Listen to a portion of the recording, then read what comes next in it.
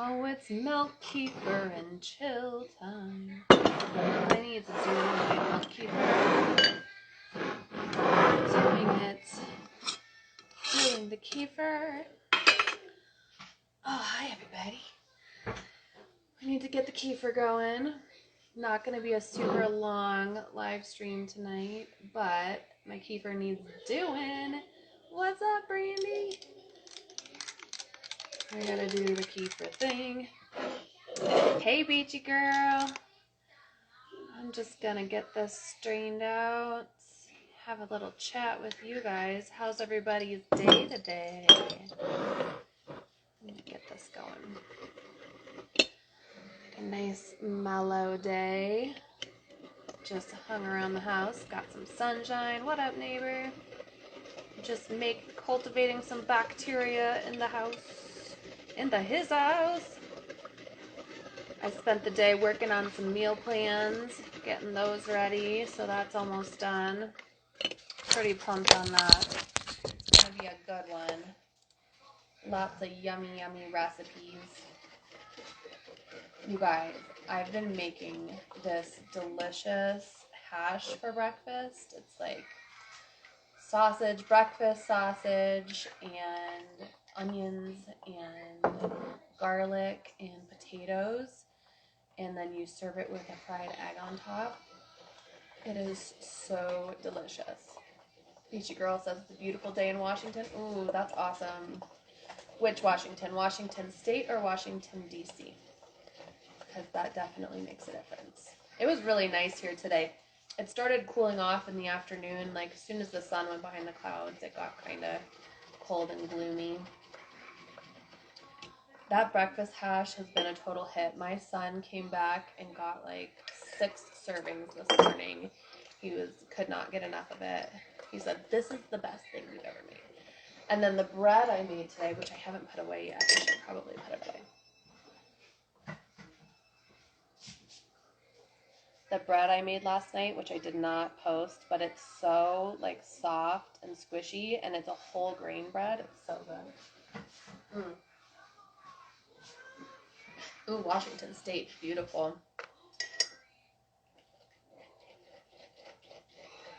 The only place I know of in Washington,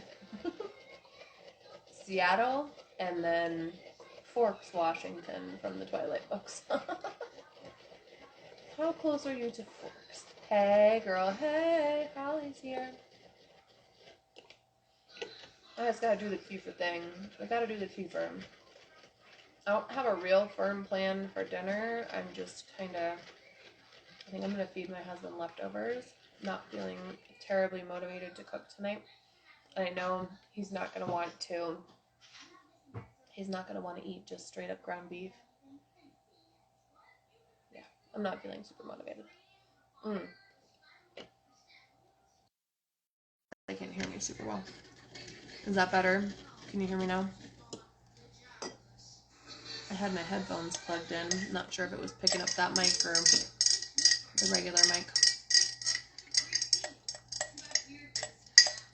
Not Closed by San Juan Island. Oh, yeah, I don't know where that is.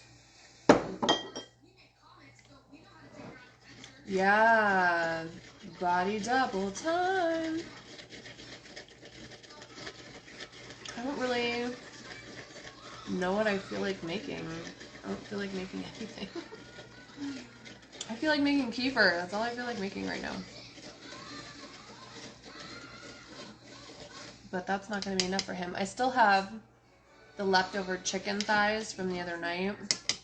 I may just feed him that. Because I don't really feel like cooking a whole meal.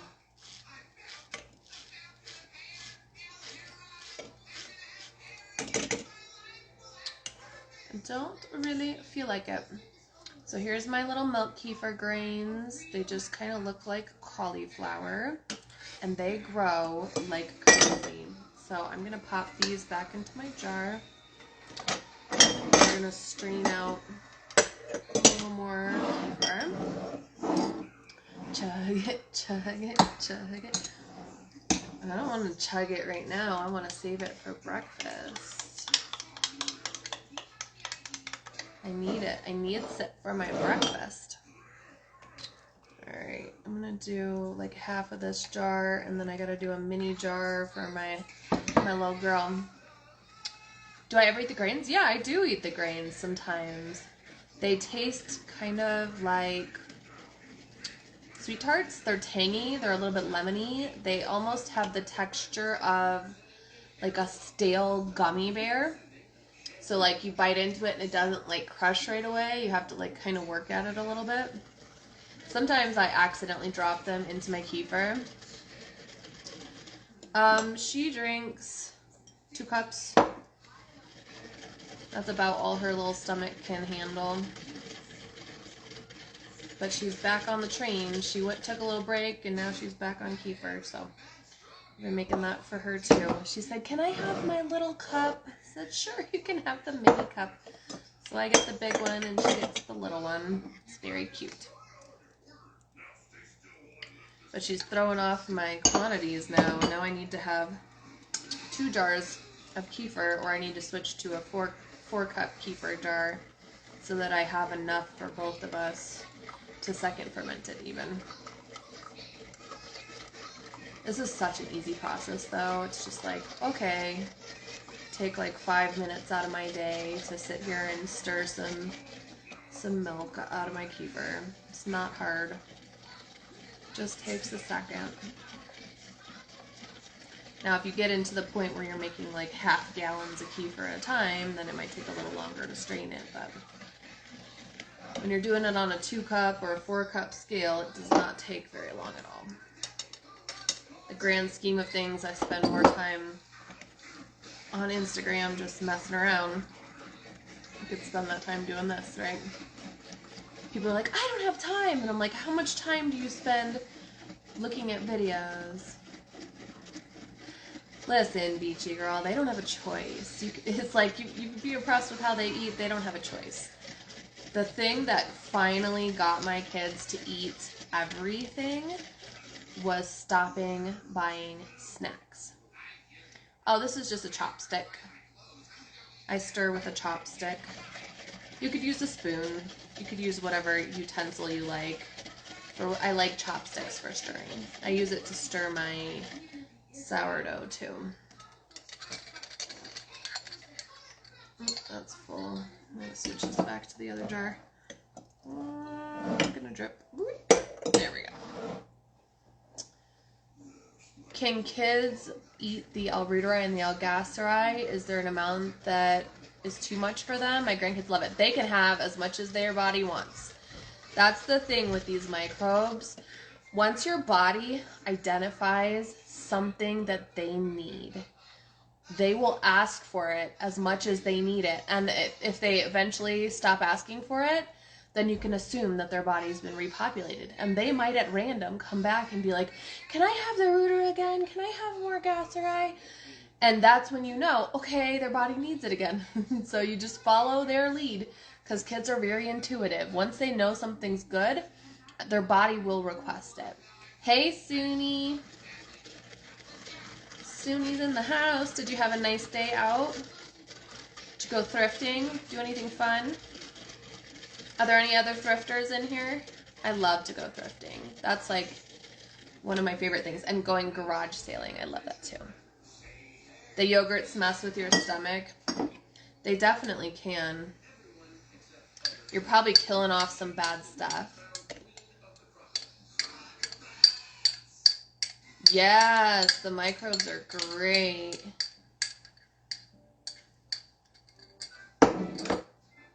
Thrifting is so fun. My mom got me into thrifting. It's one of my favorite things. And it's nice because I'm good about not getting too much. Yeah, the dogs love the whey too. And the dogs will like lick out all the jars and containers. My dogs love fermented veggies. They will eat sauerkraut. One of them will eat the fermented carrots. She'll beg for fermented carrots.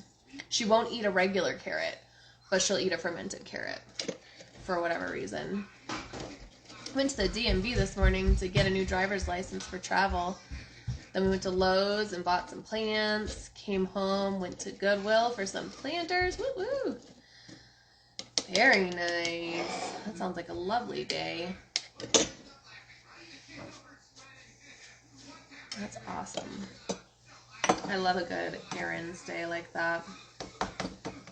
All right. Let me set this aside.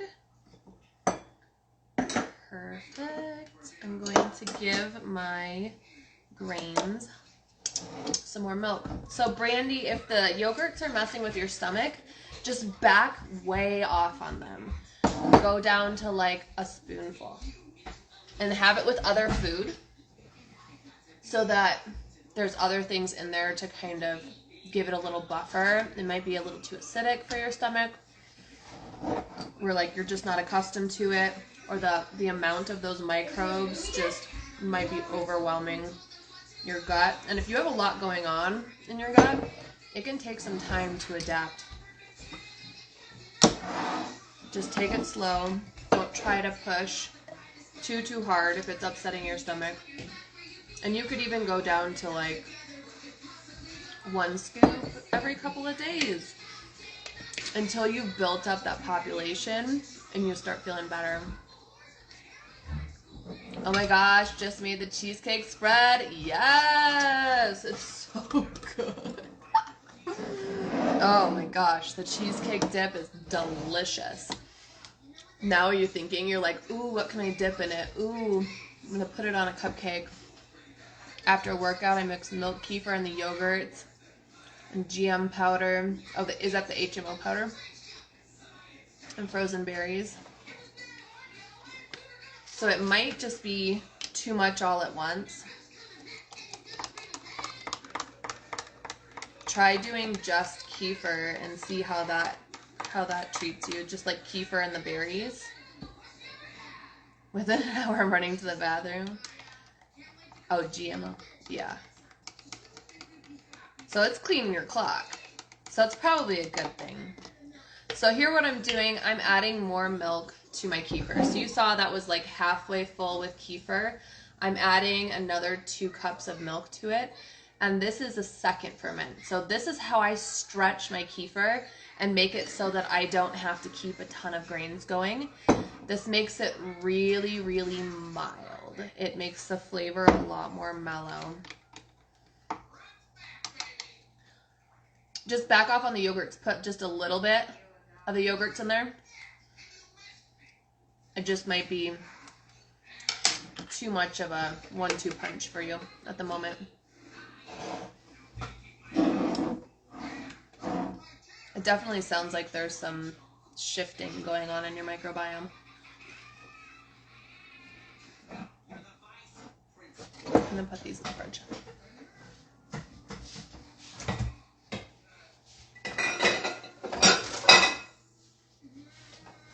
I'll grab lids.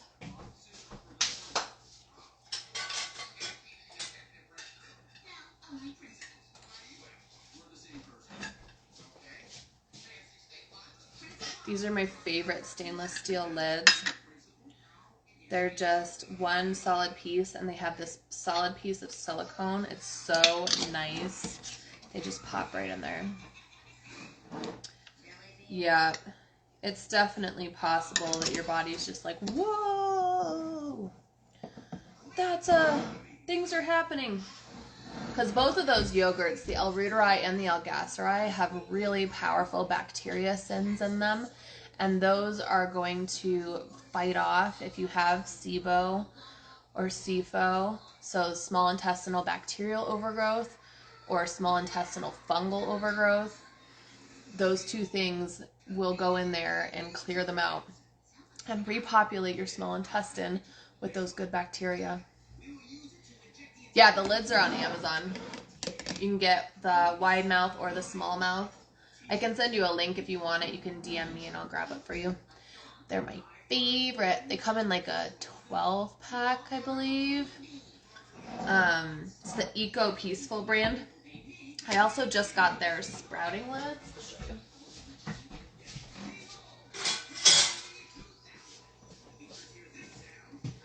Stainless steel So it's all one piece.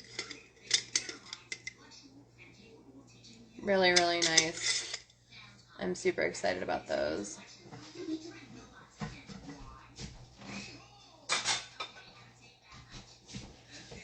Yeah, having the nice lids was a total game changer for me. Yay, you ordered a couple boxes today. They're fantastic. They're like awesome. I use them for ferment, and then I also have, let me show you. I have these Trellis & Co. stainless steel lids that have the fermenting silicone top on them. This is a different company. They came with the springs. You see the pickles I made the other night? Look how cloudy that brine is. Those are all yummy, yummy microbes floating around in there. So this is what we're looking for in a fermented food brine, is it's going to get cloudy. That means that the microbes are doing the thing. I am so pumped to try these. They're going to be delicious. These are just those little mini, so far I really like them. The mini cucumbers, like the, what do they call them? Cocktail cucumbers from Costco. And then I also, look at my carrots. We just made these last night. Look how active they already are. You see the bubbles? Let me see if I can open it. Yeah, they're definitely already doing the thing. They're super bubbly already. So these will be ready in a couple days. And this is why I love these fermenting springs, because they really keep everything under the liquid. A lot of times in these huge jars, this is a half-gallon jar, they will, if you put like a fermenting weight on there, the things that are round will go around them, and then your weight will just end up sinking to the bottom. But these springs hold them down super, super well. And then here, let me show you my cabbage. This one we made last week on the 21st. This one smells like all the farts. Yeah, it smells very oniony. See, I was just using a regular lid on this one. You can use a regular lid, but sometimes they'll get corroded. If you don't use a canning funnel to stuff everything in there, sometimes you'll get food on the edges, and that'll make it get corroded. So with the springs, you just put the spring in there, and then you pop the lid on, and it presses that spring down. So those are super, super nice. I just ordered another set of these springs. I'm so happy I did, because they are by far my favorite fermenting tool I've ever had. Let's see, what else do I have over here? I have my jalapenos we made last week. They're looking good. What day did I make these on? The 26th. Today's the 6th, so... Oh, look how bubbly and active they are. I can't wait to eat these. The last batch I made, I didn't really like them until like 2 weeks, so they're so yummy. Mine is really hard to open right now. That's why I said I might not push it all back down. Yeah, sometimes they'll get pressurized, especially if you use a regular canning lid. They'll get pressured, and then you can't get them open. Let me see, what else do I have over here? I have, this is the cabbage and onions, I believe. Oh yeah, that one's nice and active too. So super cloudy. Ooh, it smells like all the farts. But like I always say, smells like farts, tastes like heaven. I love these lids. I have these exact jars, and my lids infused, to one of the jars with my kraut. Yeah.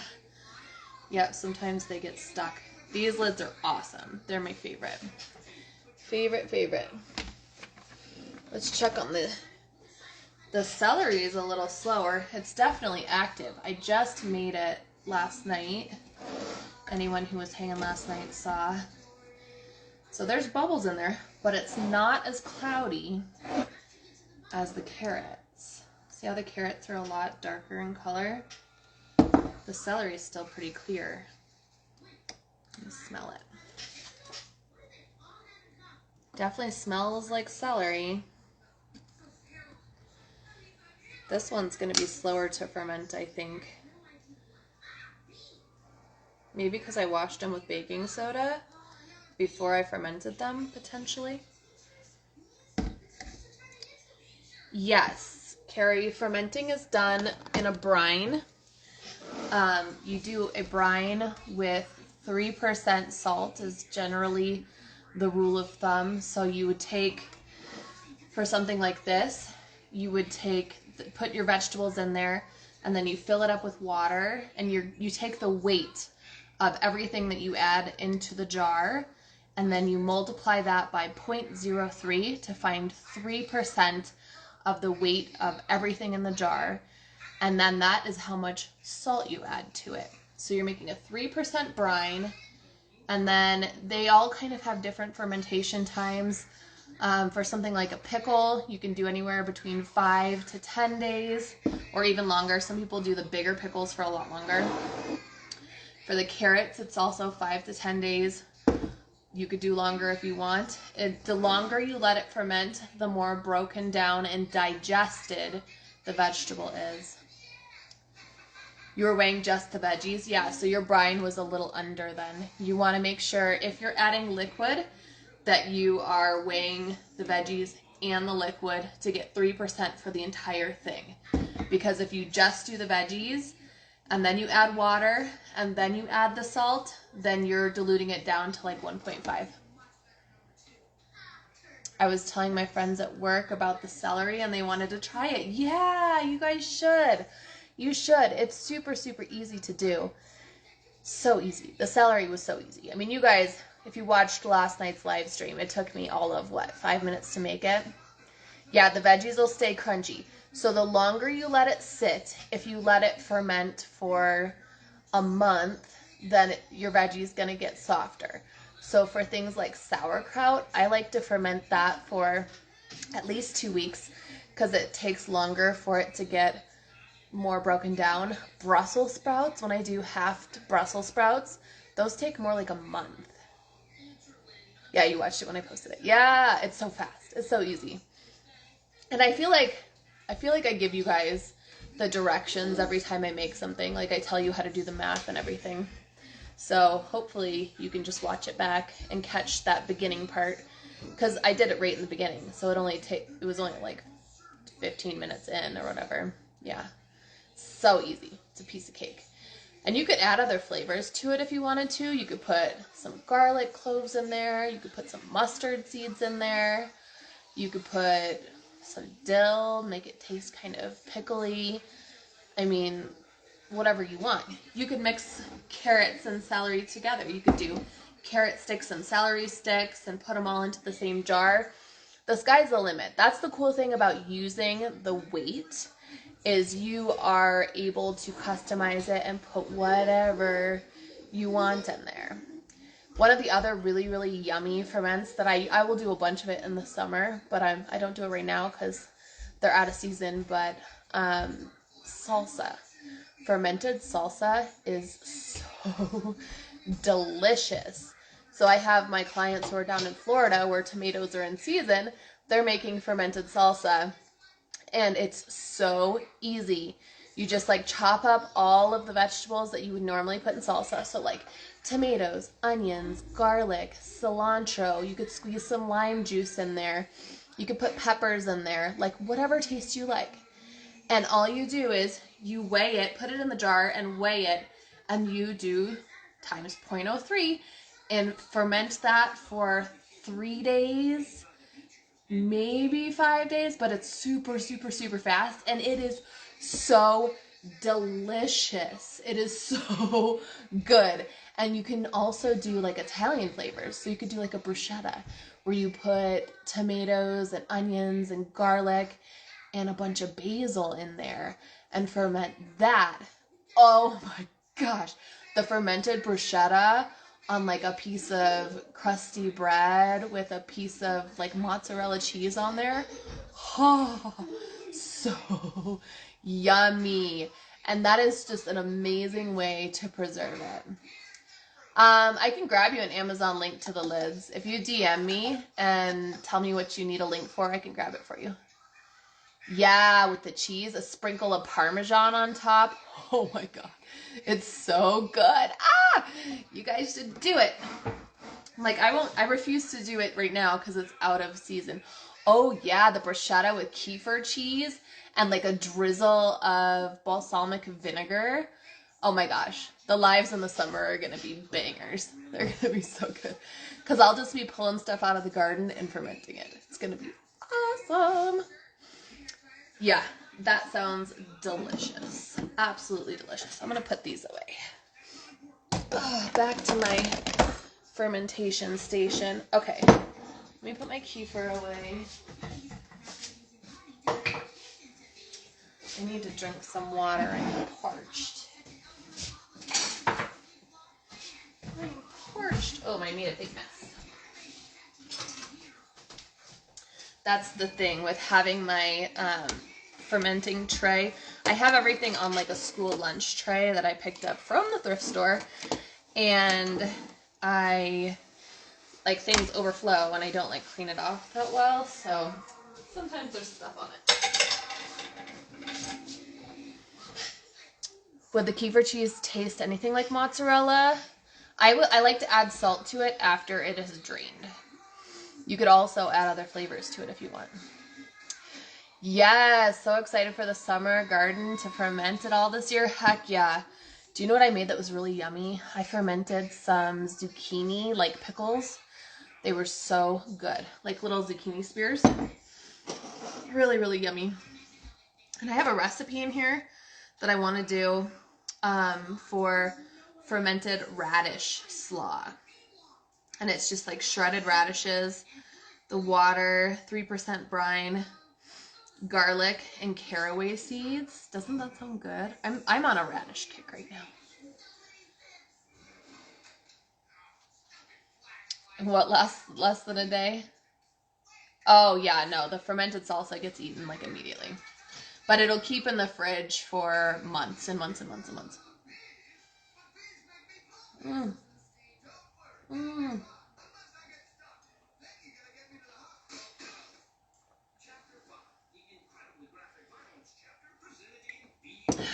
Trying to decide what veggies I want to focus on most in the garden for fermenting. I like a lot of peppers. Tomatoes are really yummy fermented. Yeah, radishes grow really quick.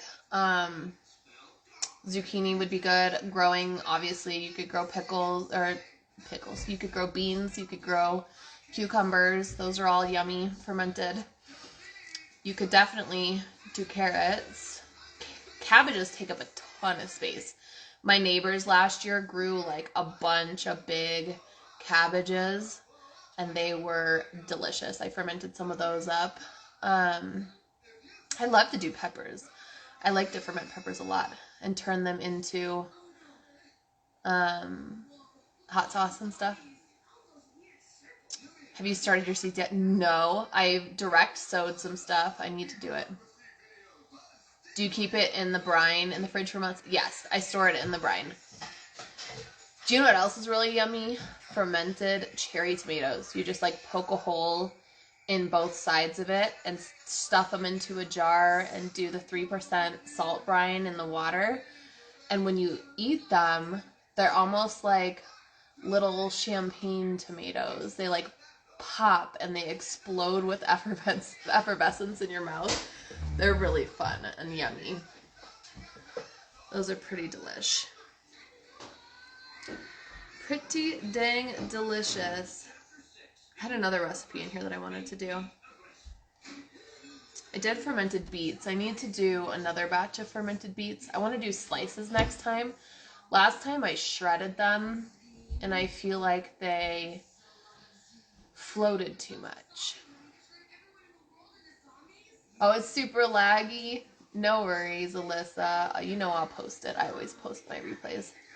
I'm not planning on staying on for a super long time because I need to figure out if I'm cooking dinner or not. I'll Probably not. I think I'm gonna feed him leftovers. I don't really feel like cooking a whole nother meal. Yeah, you could try leaving and coming back in. That might work. Mm.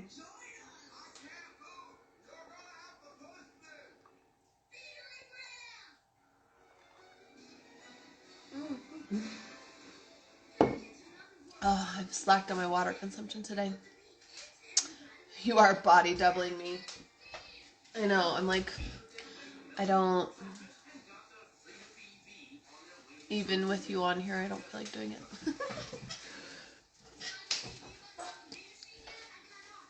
Yeah, you can ferment any vegetable, and you can actually ferment fruits too. I did, last summer, I did a mango salsa, fermented a mango salsa. And you just do mango in place of the tomato, and same like onions and cilantro and garlic and peppers. It was super good. And I did a pineapple salsa. That one was really yummy. I fermented blueberries. Those were super good. If you like olives. Not everybody loves olives. If you don't like olives, you might not like the fermented blueberries. A couple of my girlfriends were like, these taste like olives. I'm like, yeah, a little bit, but my family loves olives, so we crushed them. We enjoyed them. But the brine from the fermented blueberries was delicious. It was really, really yummy. I'm excited about those pickles. I want to eat those. Yeah, any vegetable you could ferment. One of these days I want to try doing like a Swiss chard or kale, or even do like a fermented pesto, just like straight up pesto might be good. Just chopping up basil and garlic, and mush it together and do a salt brine. I think that would probably be really yummy too. It would have a really interesting flavor. That's the cool thing about this, is like you can be so creative. There's so many different options, so many different things. As long as you have that scale to get the right percentage of brine, the sky's the limit. You can go completely crazy. You can do cabbage with oranges. You can do, cabbage with blueberries. You can do cabbage with apples. You can do cabbage with hot peppers. Like, it's crazy. You could just go nuts. Go nuts. Have a great time. And once you find something delicious, like, not that I ever write anything down, but you can definitely write it down and recreate it over and over again. I didn't get my scale from Amazon, but I have one that I would buy if I was buying a new one. So if you want the link to that one, I can grab it for you. Just message me what you want that link, what link you want, and I can send it to you. There's one that I have picked out for when my scale finally dies that I'm going to end up buying. It has the thing that I hate about my scale. I got my scale from the thrift store, and it's just like a Weight Watchers scale, and the lowest weight that it can weigh to is like 10 grams. And if you want to do something small, especially with like skincare and stuff, sometimes I want to do smaller recipes. It won't read below 10 grams, so I can't like do that. So the scale I have picked out can read all the way down to 1 gram.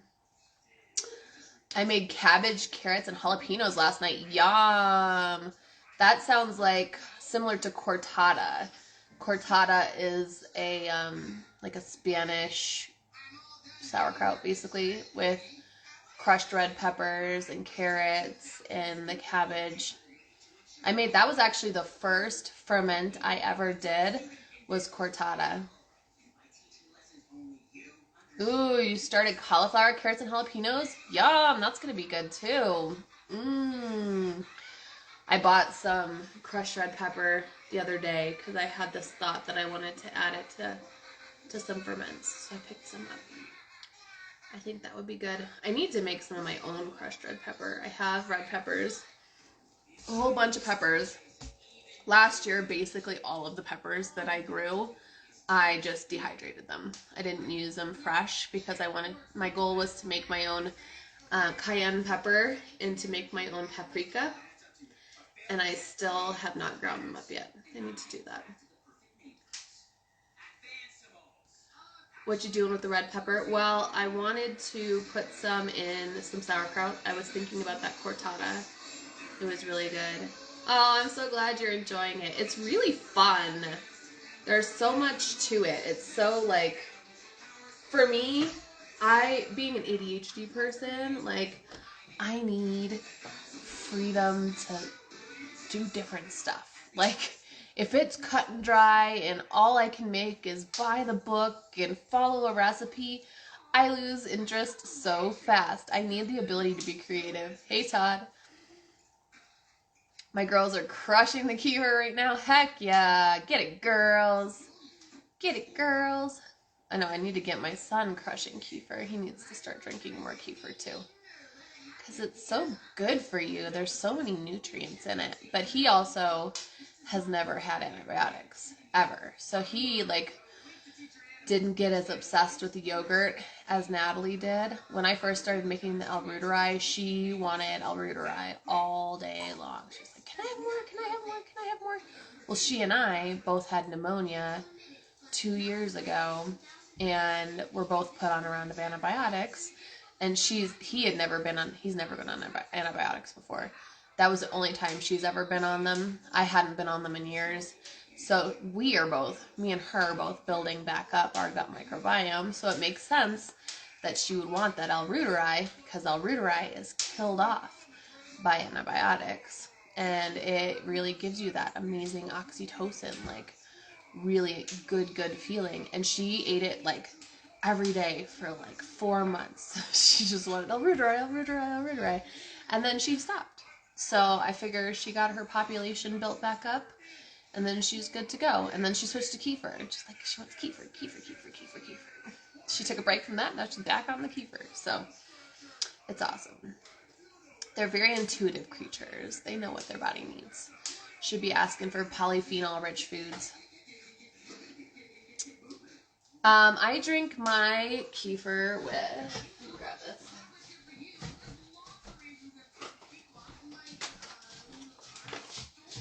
I put this baobab powder in it, B-A-O-B-A-B, baobab fruit powder. So baobab is a fruit that is from Africa. It is one of the main food sources of the Hadza tribe in Africa. They're one of the, like, last remaining cultures that is pretty much untouched by humans. So there's been some people who have gone to study them, but they're not, they're pretty much untouched. They eat their ancestral diet. Yeah, this is from Amazon. I ordered a 2-pack. I've shared the link a couple of times. I think it's in my kefir highlight reel. It tastes kind of like mango. But they say that the Hadza tribe has one of the most diverse microbiomes known to man. And this is a big part of their diet. They are super badass. And it's really high in vitamin C. It's very nutrient dense. It has a lot of prebiotic fiber. So this, and it makes it taste kind of, it tastes kind of like a mango.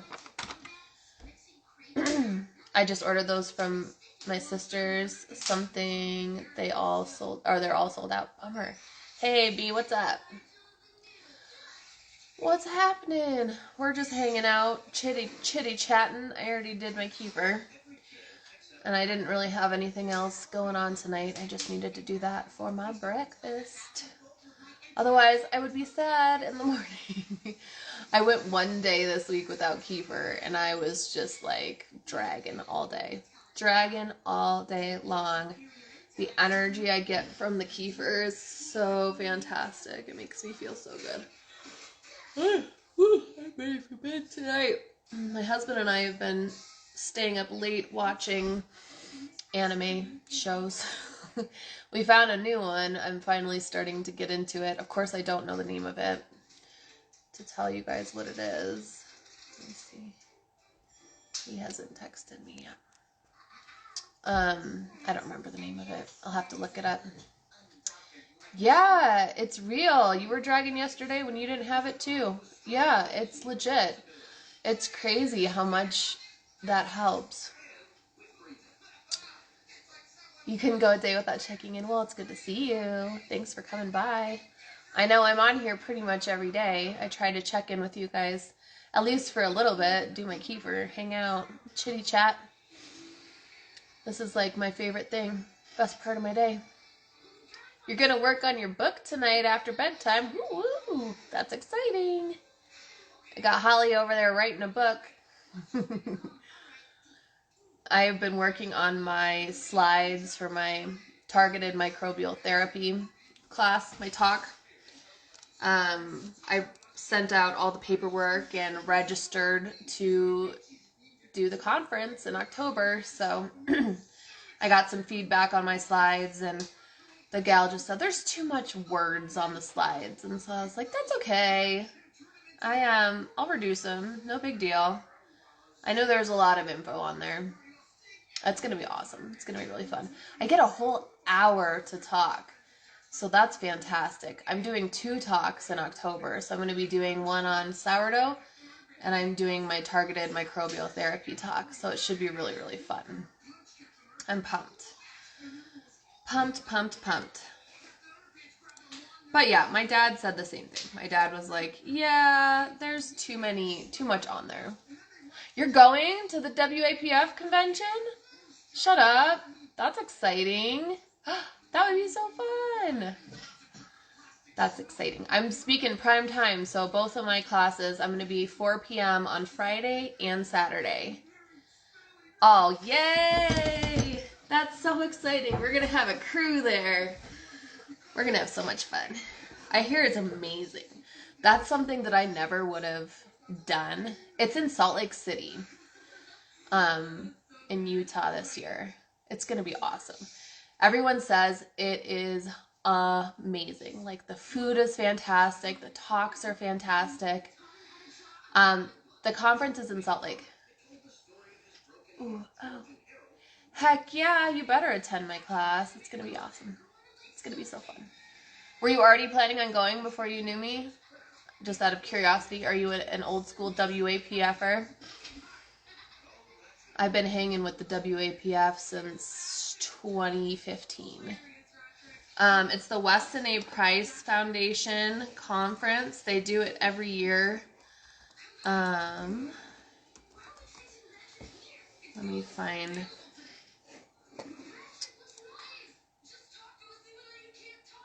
Let's see. I already booked my hotel room. Oh, that's awesome. You have family that lives there? That's perfect. That'll be fun. So you could do like a dual. Okay, so the 2025 conference is in Salt Lake City, Utah, and it's from the 17th through the 19th. They're supposed to be so fun, and they like take over the kitchens, and it's like all amazing food, and they cook like everything. So it's all like super nourishing. You don't have to worry about seed oils or GMOs. It's so good. Let me see. Conference program. See, do they have it up yet?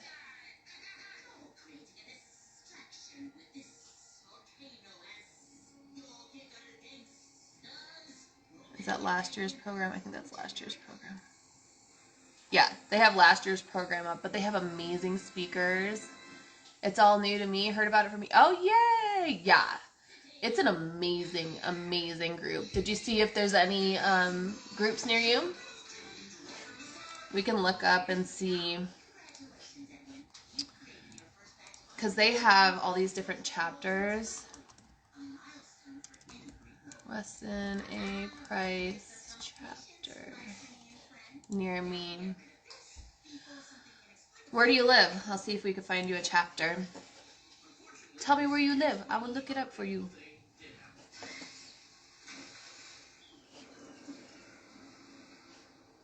If you go to their website, or if you do a Google search for Weston A. Price Foundation chapters. A lot, I mean, almost everywhere has a chapter. Let's see. No, that's not what we need.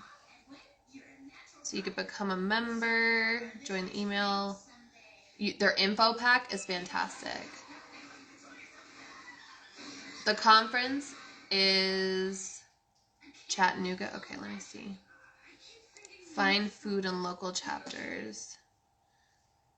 Is there a search?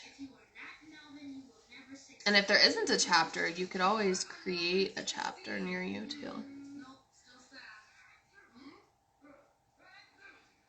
How do you find a chapter? Let's see. Raw milk. Contact one in your area. Let's see if we can find one. So, Tennessee and California. San Jose, California. Let's see if there's one. Yeah, there is one. There's an email on here. There's a Silicon Valley. It's wapf.siliconvalley2@gmail. I can't type it. So what you do is if you go to the WestonAPrice.org, and then on that page, there on the right, there's a thing that says find a chapter. Let me see if there's one in Tennessee. Chattanooga, Tennessee. Oh yeah, there's one in Chattanooga too.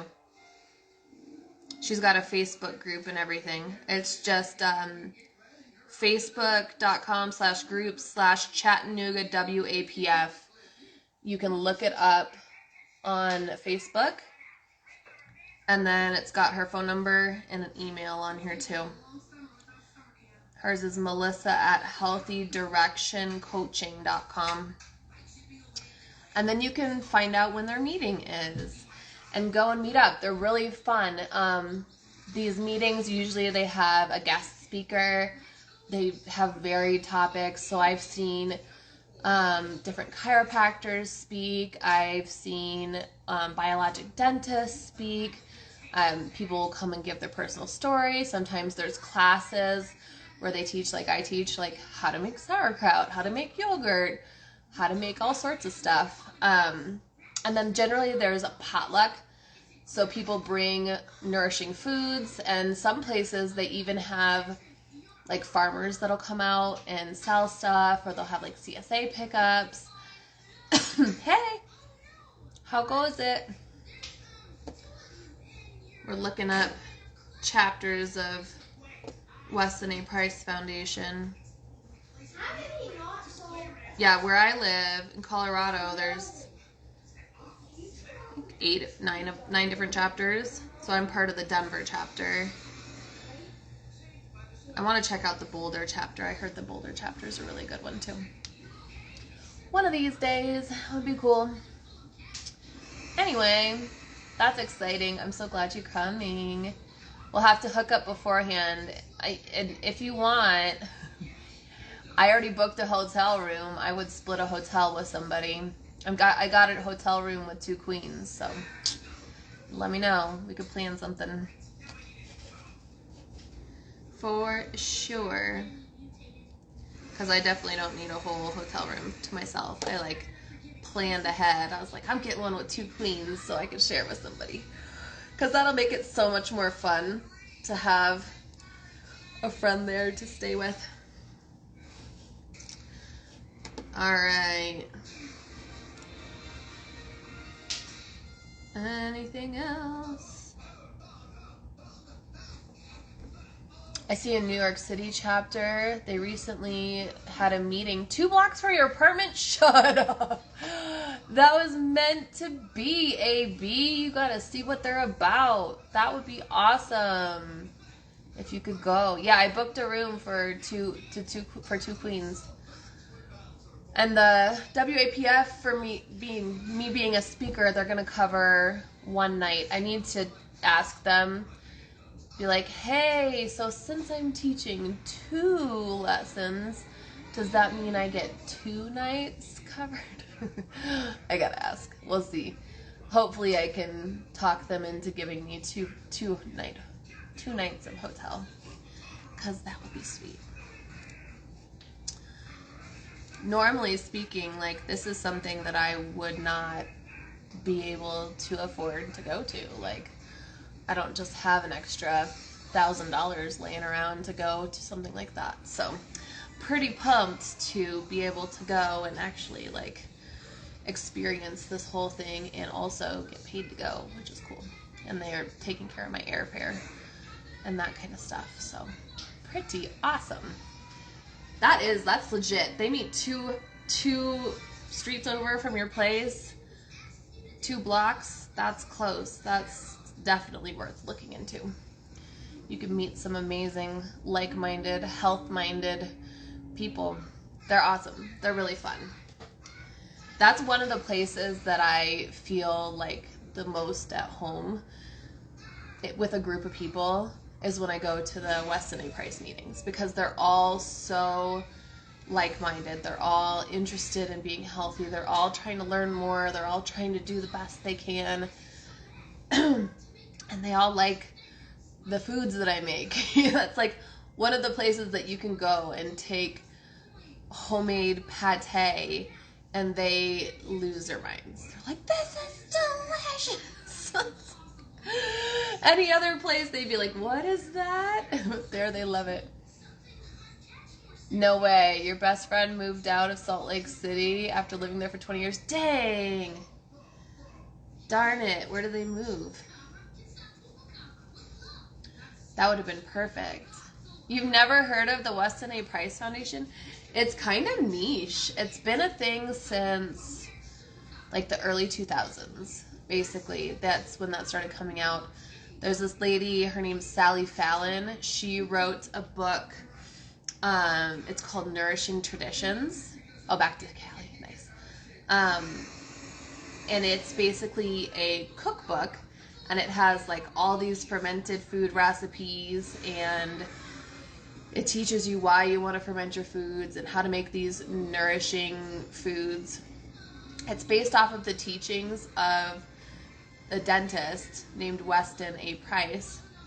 He was around 100 years ago, and he traveled the world looking at the oral health of all different cultures. Yeah, it's cool. It's really cool. So what Weston A. Price found was that people in places where they eat ancestral diets, where they're eating fermented foods, where they're eating nose to tail, so they eat the whole animal, they eat the liver, they eat the kidney, they eat the spleen, they eat the whole thing. They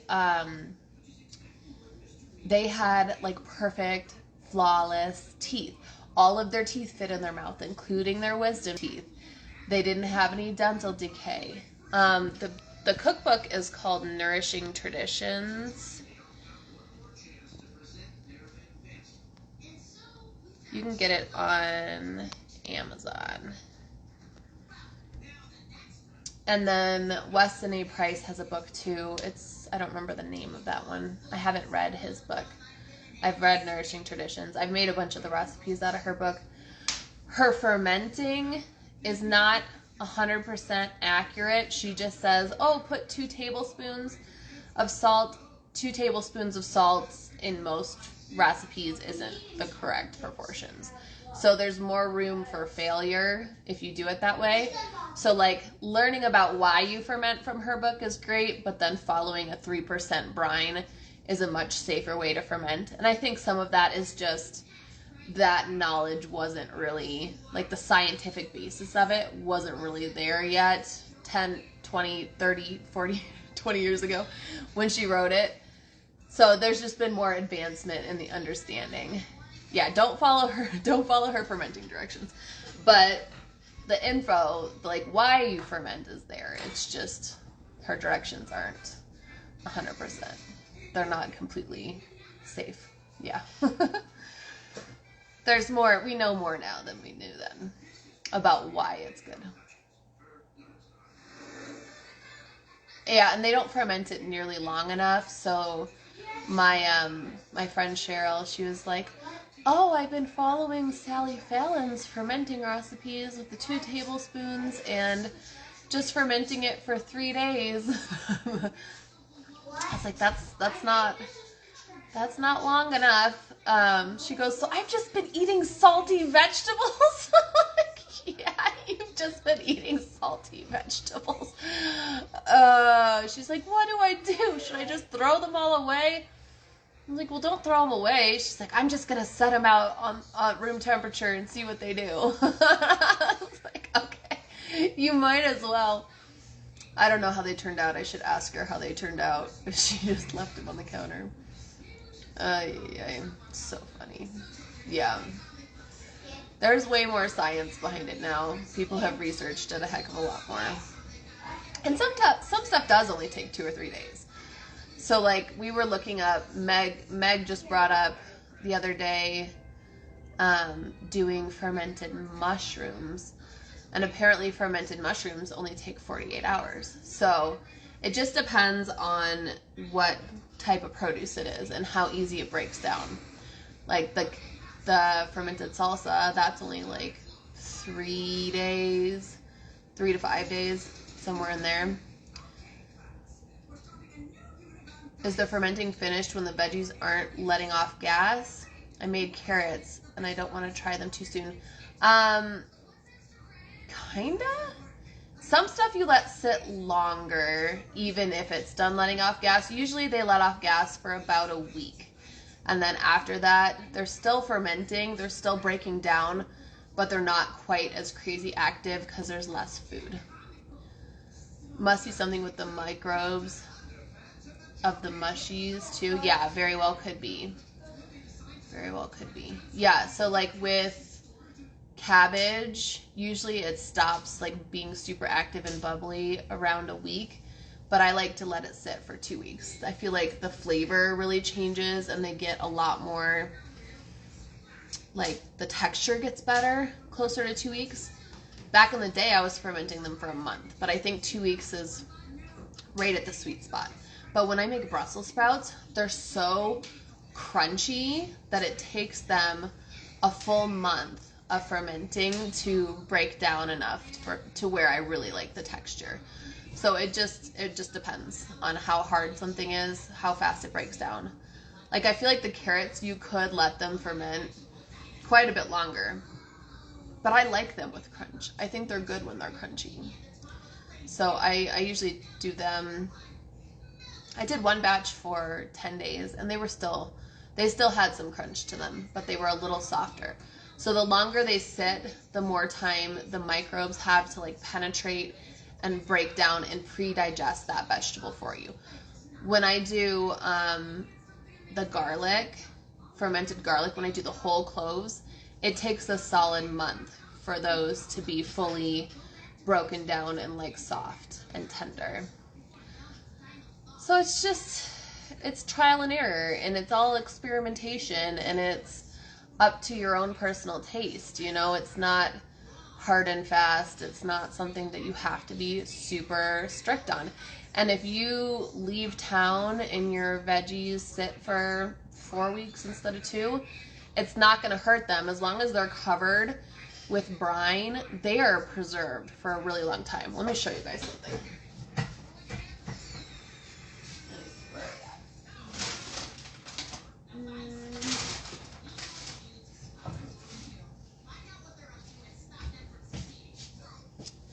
So these are fermented tomatillos, and I fermented these in 2023, and they're still under the brine, and they're perfectly preserved, and the brine is still potable. You can still taste it.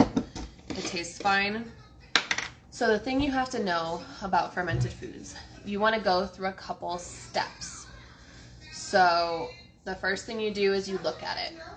So visually, you see that it's under the brine, you see that there's no mold on it. The next step is to smell it. Give it a sniff. If it doesn't smell foul, it's probably fine. And then you taste it. Ooh,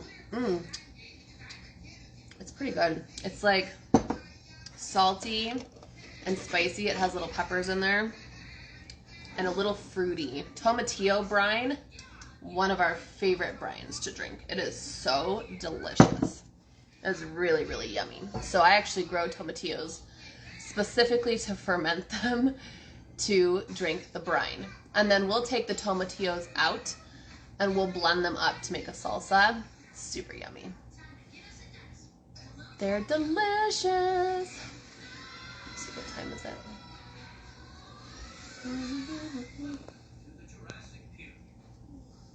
I did my carrots for 5 and they will slowly ferment more in the fridge. Yeah, and they will continue to ferment some in the fridge for sure.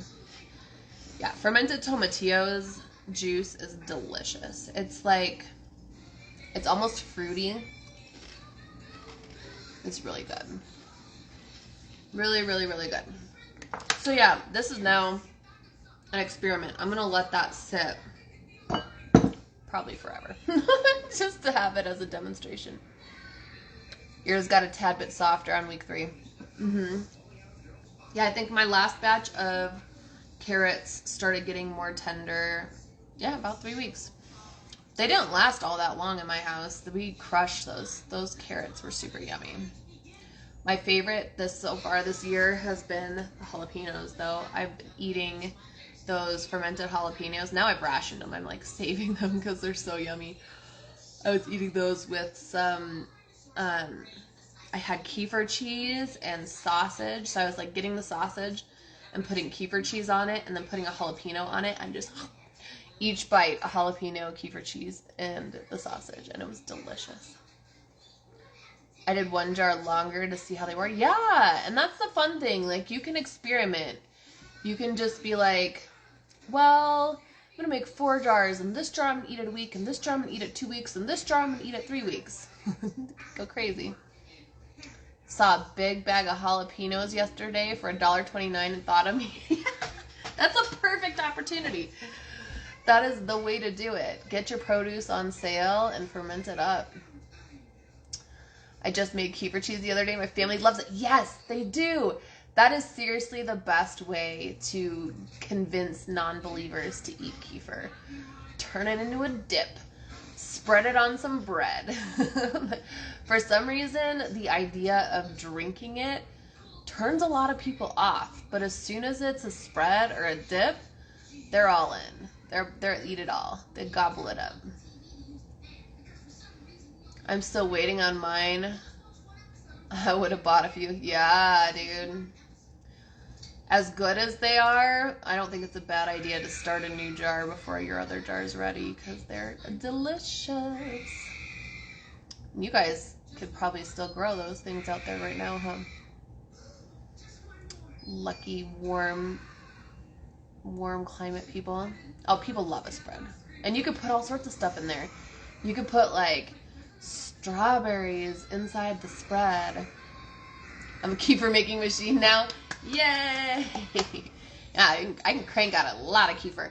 If you ever are in a position where you're like, I need a gallon of kefir, you can take a second fermented quart of kefir and pour that into a pot and fill it the rest of the way up with a gallon of milk and let that sit for 24 hours.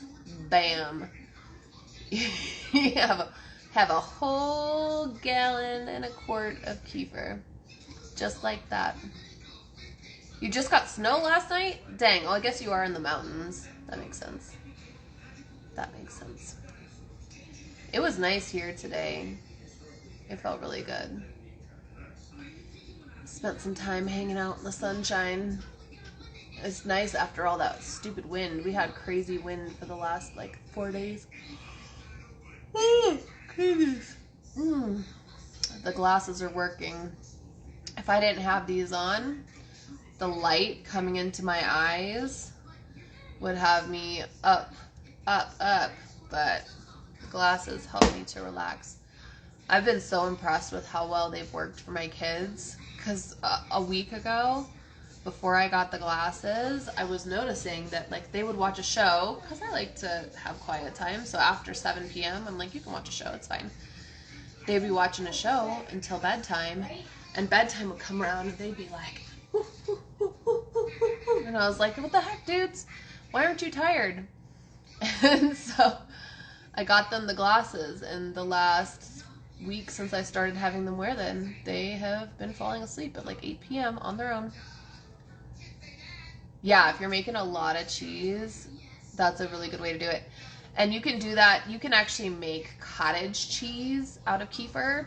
So you can do that, and then you heat it up. I think you heat it to like 108 or something, and hold it there for a couple of minutes. You'd have to look up the recipe. I haven't successfully done it yet, but I've heard you can do it to make it into cottage cheese, which would be awesome. I really need to mess around with that. We just consume our kefir so fast around here. Like, I have to go out of my way to have extra kefir to make kefir cheese. Yeah, you can make hard cheeses with it too. That was the main reason that I wanted to get kefir in the first place, is because you can use the culture from kefir to make all sorts of hard cheeses. Where do you get them? The glasses? You're talking about the glasses, Nancy? No, it doesn't kill the microbes. 108 is not too hot for the microbes. They survive. So it's technically a cultured cottage cheese. And that's exactly how they make like the Good Culture brand cottage cheese. They would do it exactly like that. And you could do that with clabber if you're using raw milk. Same deal. You're like clabber it, and then you heat it up a little bit.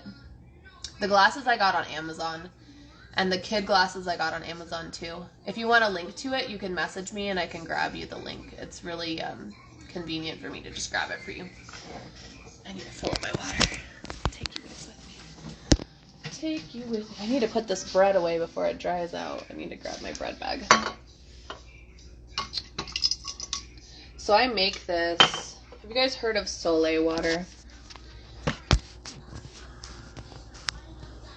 What do you do with the whey? A lot of times I give the whey to my chickens. They love it.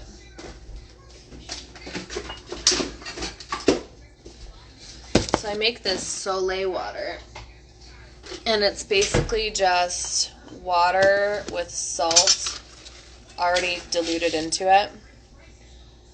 So this bottle, I think this bottle is like 20 ounces. I put 3 tablespoons of the Malden salt in here. And then I just fill it up with water.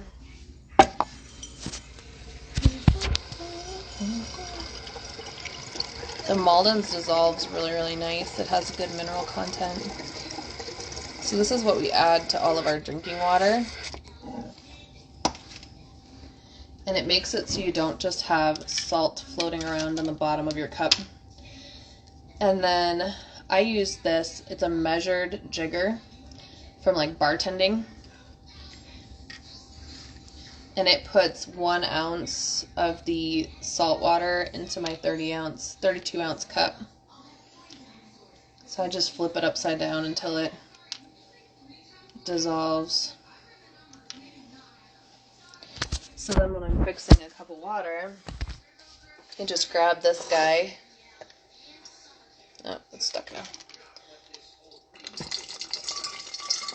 And it measures in my salt water.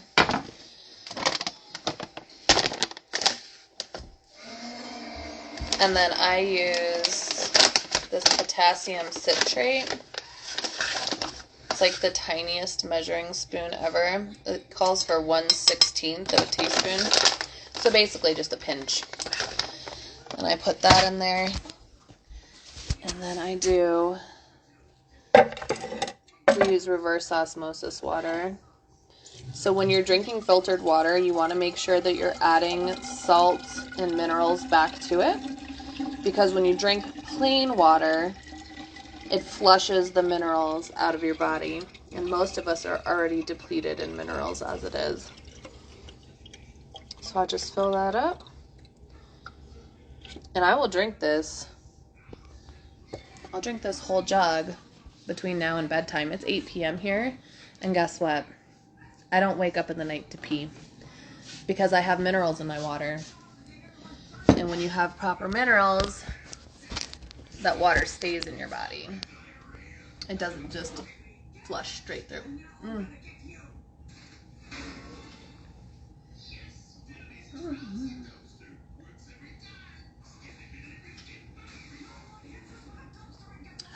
I drink all my water between my meals. I don't drink with my meals to prevent diluting my stomach acid. That has really, really helped my digestion. My digestion has gotten so much better since I started doing that. What were the minerals? The minerals are the salt and the potassium.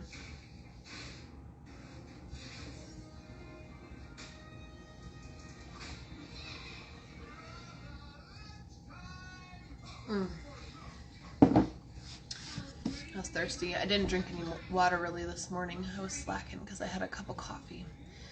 I was enjoying my coffee. You could put the whey in your fermented veggies. It speeds up the fermentation process, and some of the veggies, it will make them get mushy. So I've done it with cabbage. It's nice because it lowers, potassium citrate. I buy the bulk supplements brand. I'll show you.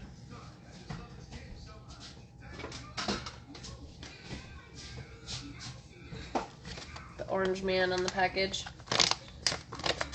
Potassium citrate. You don't need very much of it. So it's 300 milligrams, gives you 99 milligrams of potassium.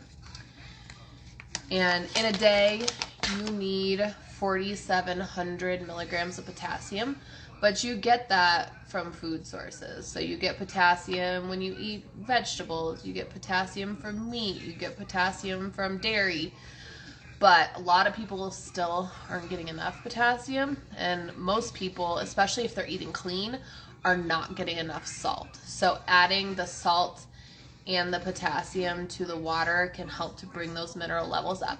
So if you're awake peeing in the night more than once, and even waking up and peeing once in the night, that's a sign that you are lacking in your essential minerals, your sodium, your potassium, and likely magnesium too.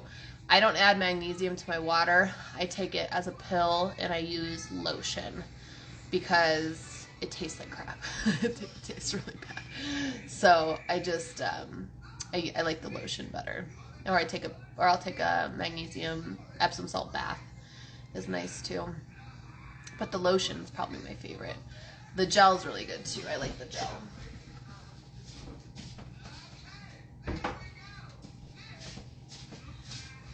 This is my magnesium gel that I make, and it's literally just magnesium chloride, distilled water, and a little bit of xanthan gum, and it turns it into this really nice slippery gel. So it works amazing as a deodorant. I came up with this for my friend who wanted a clear deodorant. She's like, I'm sick of getting white stuff on my clothes. So I was like, I'll see what I can come up with. I came up with this, and it works great. She loves it. Sometimes you have to apply it a couple times, but it kills the stink immediately. This is my favorite place to apply magnesium on my body because my neck is always stiff, constantly stiff, and it feels so good. And the nice thing about the gel is it has fantastic slip. It's very lubricated, so you can do lymphatic massage with it.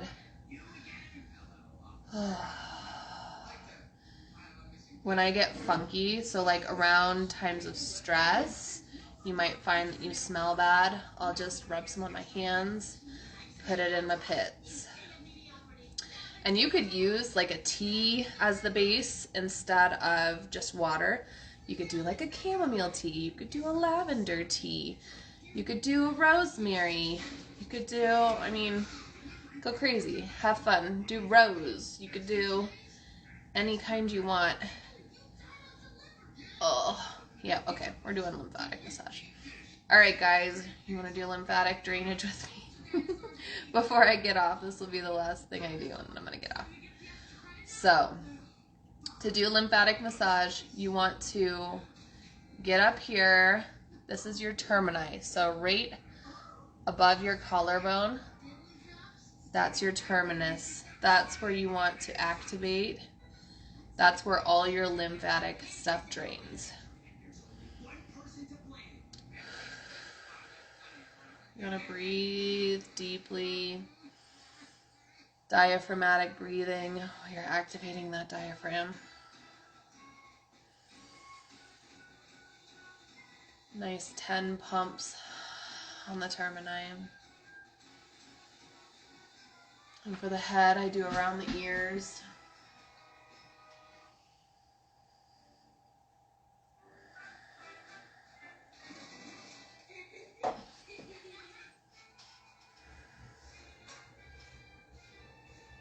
I saw one the other day, she does down the side of her nose. Pull down gently. I feel that opening up actually. Night. Oh, and then I do above the eyebrows. There's always a tight spot above my eyebrows right there, right at the arch. I always have a tight spot. So I just go around the edge of the eyebrows. And then I do the back of the head, right up under the skull. It's right here.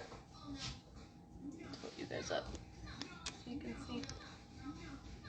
Right under the edge of the skull.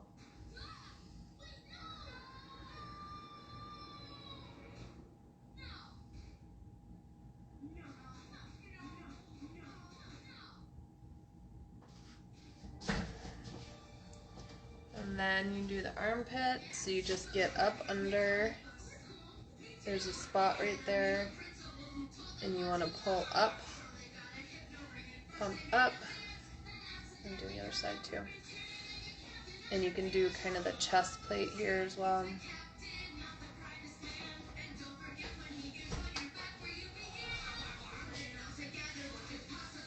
And then above the belly button,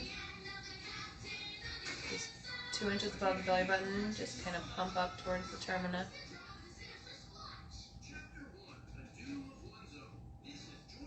Oh, there's a tight cluster of lymph nodes right there.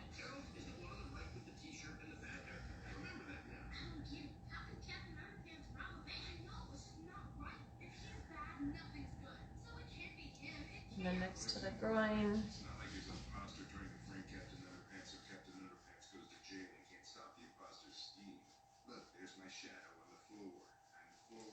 And then the back of the knees.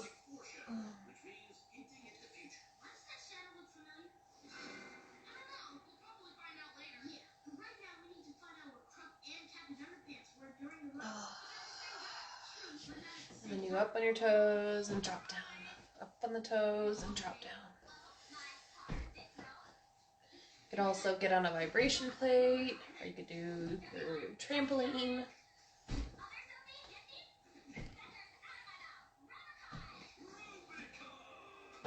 To help everything move and flow, all the toxins will leave the body. Oh, that feels better. Oh. Did you guys do it? Do you feel better? Alright, I'm gonna call it a night. I gotta go. I think I'm gonna go take a bath. Sounds fantastic. Drain the lymph, go take a nice bath. I will talk to you guys tomorrow. Have a good night, everybody. Happy Thursday.